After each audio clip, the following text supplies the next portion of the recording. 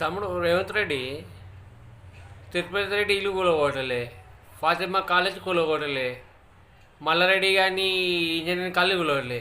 ఏమంటే education problem అవుతుంది. సరే నేను కూడా ఒప్పుకుంటా.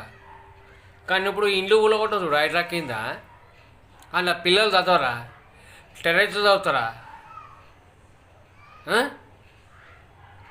ఏం చదువుతారా? అందులో ఉన్న పిల్లలు కాలేజీలోకి పోవాలా, స్కూల్లోకి పోవరా?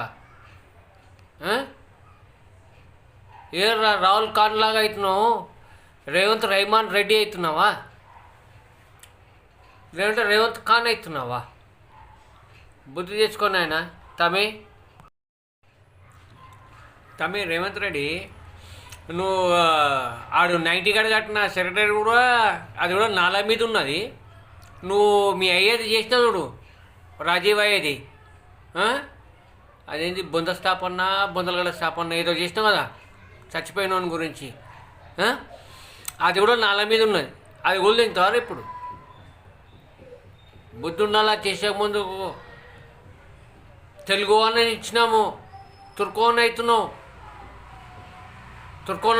ఏం చేస్తున్నావు? నీ బిడ్డ కడుగు ఏం చెప్తుందో సిగ్గుండాలా. మీడియా ముంగట ఎవరన్నా మాట్లాడచ్చు. V6 వాళ్ళ ముంగట నేను మాట్లాడినా, ఆడు కేసీఆర్ గారు చేసిను, 90 గారు చేసినాను. ఇప్పుడు నేను చెప్తున్నారా భయ్ నీతోటి? ఇది నన్ను ఢిల్లీ చేస్తావా? పోలీసు వాళ్ళని తీసుకొచ్చి గుద్దంతా వాళ్ళ కొట్టిస్తావా?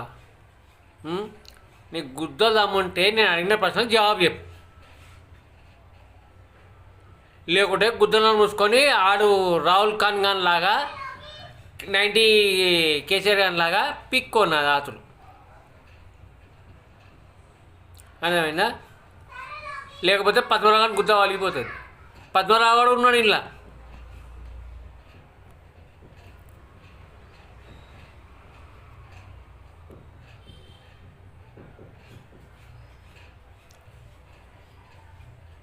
మనుషులు బతుకుంటే ఎలక్షన్లో కొట్లాడతారు.